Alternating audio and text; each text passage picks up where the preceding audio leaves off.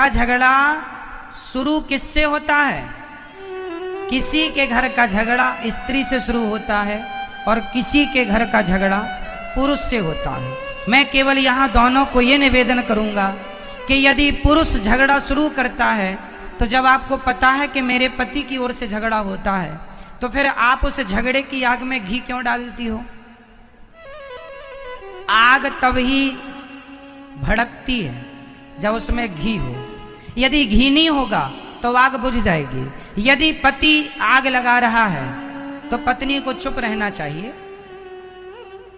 आप चुप रहेंगी, झगड़ा शुरू तो होगा पर आगे बढ़ेगा नहीं, खत्म हो जाएगा। और यदि स्त्री आग लगा रही है, स्त्री झगड़ा कर रही है, तो पुरुष को समझदारी का परिचय देना होगा, आपको चुप रहना होगा। यदि गृहस्थी को बचाना है तो दो में से एक को समझदार होना ही पड़ेगा। दोनों मूर्ख हुए तब तो गृहस्थी चल ही नहीं सकती। चलेगी बताइए? इसलिए दो में एक को समझदार होना चाहिए। इसलिए या स्त्री समझदारी का परिचय दे या पुरुष समझदारी का परिचय दे। ज्यादा बोलने से विवाद होता है। गृहस्थों में आप बहुत गंभीरता से विचार करेंगे तो आप इस नतीजे पर पहुंचेंगे कि ज्यादा बोलने से विवाद होता है। ज्यादा ना बोला करिए। और रिश्तेदारों से भी ज्यादा बातें ना किया करिए। और एक चीज और बताऊं, पति और पत्नी दोनों को अपने घर का भेद कितना भी खासम खास हो, कोई हो, तुम्हारा अपना ही क्यों ना हो, घर के भेद कभी किसी से नहीं कहने चाहिए। घर की बातें, आजकल स्त्रियां पति पत्नी में जरा सा विवाद हुआ जाके पड़ोसन से कह आती हो, तुम तो कल पति पत्नी मिलके एक हो जाओगी, पर पड़ोसनों को तो तुम्हारी औकात पता चल ही गई ना। वो तो सदा ताने, अरे हमसे ना ज्यादा झाड़ो, हम जानते तुम्हारे पति को, हम जानते हैं तुम्हें, तुमने क्योंकि बोल दिया था। सारे घरों में झगड़े होते हैं, हर घर में। इसका अर्थ ये नहीं कि तुम अपनी बातें जाके पड़ोसन से कह लोगी, रिश्तों में कह लोगी, किसी से ना कहा करो। अपनी घर की बातें घर के आप लोग अपनी समझदारी से अपने रिश्तों को ठीक करिए। और तलाक देना और लेना ये किसी भी समस्या का समाधान नहीं। तलाक लेके क्या करोगे? माँ बाप के घर बैठोगी? बेटियों से मेरा सवाल है, तलाक लेके कहाँ जाओगी? अपनी मम्मी के घर बैठोगी कब तक? मम्मी जब तक जिंदा है तब तक तुम्हारा सम्मान है। माँ मर जाएगी फिर तुम्हारी भौजाई तुम्हें सम्मान करेगी? सम्मान भी देखो, एक दिन जाओ 2 दिन जाओ तो सम्मान होता है। घर पे ही पड़े रहो किसी के तो सम्मान नहीं होता। बोलो हाँ या ना? साल में एक बार के लिए घर में भाभी आ जाए, भौजाई आ जाए, ननंद आ जाए तो भाभी भी सम्मान, आओ दीदी आओ दीदी आओ बहन। और 2-4 महीने के लिए बोल दे जाऊंगी नहीं तो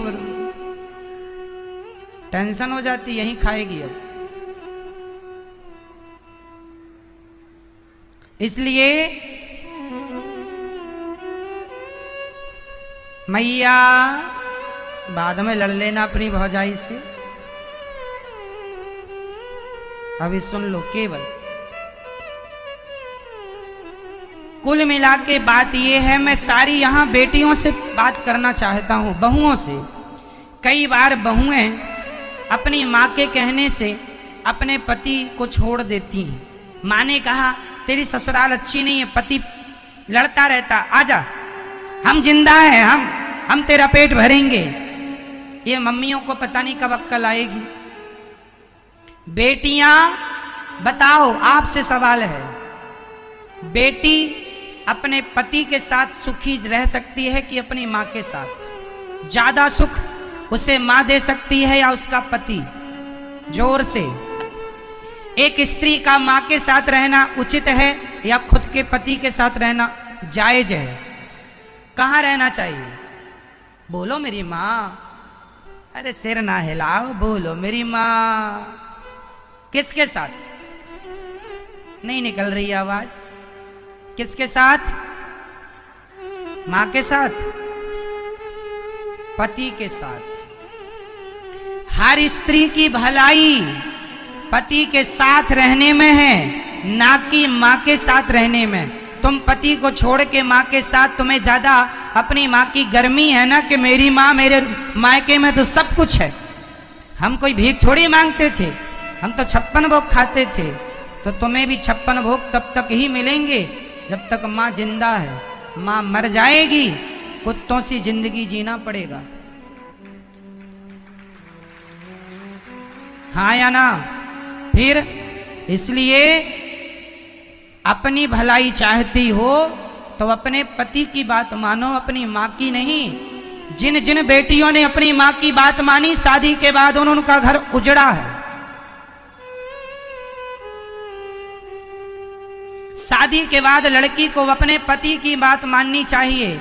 यदि अपने माँ बाप की बात मानेगी तो मैं लिख के दे दूंगा स्टाम्प पेपर में, जो लड़की अपने माँ बाप की बात मानेगी उसका घर कभी बस ही नहीं सकता, चाहे वो कितनी भी समझदार क्यों ना हो। माँ बाप के हिसाब से घरों में बाग नहीं लगेगा, आग लगेगी। इसका एक जीता जागता मैं उदाहरण दे सकता हूं आपको, कहो तो दे दूं? दे दूं? तो सुनो, ये कथा मैंने एक दिन सुनाई थी, पर इस मुद्दे पर नहीं सुनाई, इसलिए इस मुद्दे पर दोहरा देता हूं। महाभारत का युद्ध एक लड़की के पिता के कारण हुआ है। कौन है वो लड़की और कौन है वो पिता? सुन लो। महाराज शांतनु मत्स्यगंधा पर मोहित हो गए। कथा हमने सुनाई थी, केवल स्मरण कराएंगे आपको, समय पूरी सुनाने का नहीं है। केवल इतिहास से हम आपका परिचय कराएंगे कि जिस लड़की ने अपने माँ बाप की बात मानी उसके जीवन में परिणाम क्या हुआ। महाभारत की जननी कौन है आज मैं आपको स्पष्ट कर देता हूं। भीष्म पितामह गंगा पुत्र हो चुके थे। शांतनु का एक बेटा था, 14 साल की उम्र थी। भीष्म पितामह की उम्र कितनी थी? 14 साल का छोरा था भीष्म पितामह की उम्र। ये गंगा पुत्र थे। शांतनु गंगा जा चुकी थी, अपनी पत्नी के वियोग में ये तड़पते थे। एक दिन एक महिला इन्हें मिल गई, बड़ी सुंदर थी, उनसे विवाह करने का मन हुआ। उसका नाम था सत्यवती। मत्स्यगंधा भी कहते हैं, योजन गंधा भी कहते हैं। कई योजन तक उनके शरीर से खुशबू निकलती है, इसलिए योजन गंधा भी कहते हैं। ठीक है, मछली की गंध आती थी इसलिए मत्स्यगंधा भी कहते हैं। सत्यवती नाम है। सत्यवती एक केवट की बेटी थी, कथा हमने उस दिन विस्तार से सुनाई थी। तो केवट मतलब लड़की का बाप। चलो, अब लड़की का बाप चला हस्तिनापुर। हस्तिनापुर में महाराज शांतनु राजा थे। शांतनु तो अंदर थे। भेंट हो गई भीष्म पितामह से। उस समय भीष्म पितामह की उम्र कितनी थी? 14 साल के बच्चे से भेंट हो गई। तो जो लड़की का पिता मतलब मत्स्यगंधा का, सत्यवती के पिता जो केवट थे, उन्होंने कहा, एक लड़की के बाप की दास्ता कह रहा हूं। उस व्यक्ति ने कहा, लड़की के पिता ने कहा कि कहो कुमार, राजकुमार, तुम्हारे पिता का दिल मेरी बेटी में आया है, शादी करना चाहते हैं। तो राजकुमार ने कहा, भीष्म पितामह ने कहा, जब मेरे पिता का निर्णय है और आपका निर्णय है तो आप देख लो। तो लड़की के पिता ने कहा कि मैं शादी तो कर दूंगा, पर मेरी बेटी तो इस घर में नौकरानी बन के रहेगी। क्यों? क्यों नौकरानी बनेगी? भीष्म पितामह ने पूछा। तो लड़की के पिता ने कहा, आप तो राजा के पहले बेटे हो, राजा तो आप ही बनोगे, और हमारी बेटी का जो बेटा होगा उसकी तो कोई पूछ नहीं होगी। तो भीष्म पितामह ने तुरंत प्रतिज्ञा की, मेरे पिता की खुशी यदि इस महिला से है तो मैं आपको वचन देता हूं कि मैं कभी विवाह नहीं करूंगा, मैं कभी विवाह नहीं करूंगा, और इस गद्दी पर आपकी बेटी से उत्पन्न हुआ बेटा ही बैठेगा। ये देवताओं को साक्षी मानकर 14 साल के बेटे ने प्रतिज्ञा कर ली। इसी का नाम है भीष्म प्रतिज्ञा। अब सुनो, सत्यवती के बेटे हुए, उनके कोई संतान नहीं हुई। फिर संतानें व्यास जी के द्वारा हुई। धृतराष्ट्र, पांडु धृतराष्ट्र बैठे सत्ता पे और धृतराष्ट्र को पुत्र। यदि भीष्म पितामह उस गद्दी पर बैठते तो महाभारत का कभी युद्ध होता? हमेशा लड़की के माता पिता अपनी बेटी का भविष्य बनाने के चक्कर में वो ये भूल जाते हैं कि इनके ससुराल में किसकी हानि हो रही है, किसका भला हो रहा। वो केवल अपनी बेटी का भला देखते हैं। और तुम बेटियों को अपने पति का भला सोचना चाहिए कि आपके पति का जिसमें भला हो, आपका जिसमें भला हो, वो निर्णय आपको लो। क्योंकि ससुराल पक्ष, जो मायका पक्ष होता है, वो हमेशा एक ही तरफ से वो निर्णय देंगे जिसमें केवल आपकी भलाई है।